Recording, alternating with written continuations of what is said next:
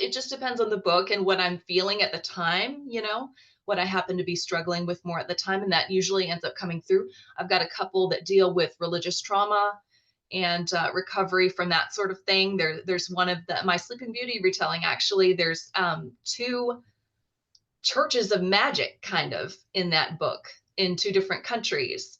And they both practice magic in a very different way, and they have almost service type things, but they're very, very different. And so I just explored, my own religious background and recovery from certain things in that book. And that was not only therapeutic for me, but also fun, and has seemed to really resonate with people. So I think, whatever you're dealing with at the time, you can use that to add depth to the story that you're writing, and it can only enrich the those spicy scenes when they come along, because your characters have earned that, and they are processing something through it. They are getting closer to each other, closer to the end of their character arc for the book as well. The Great Gatsby, obviously, you have the classism, the difference, the wealth versus, less privilege, and then in Dorian, in the picture of Dorian Gray,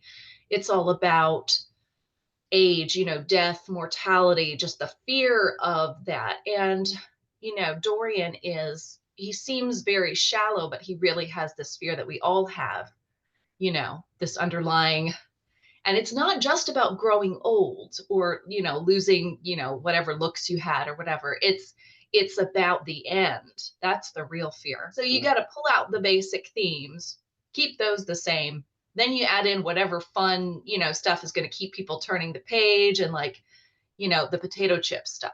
The romance dynamic is something that automatically will add, drama and tension and higher stakes. The interesting little side things that keep people turning pages: humor, heightening the stakes, and introducing more obstacles to, why can't these two be together? Is it ideological? Is it something in their past that they haven't gotten over? Is it external forces? In a fantasy novel, maybe you can kill them or you can turn them into a monster.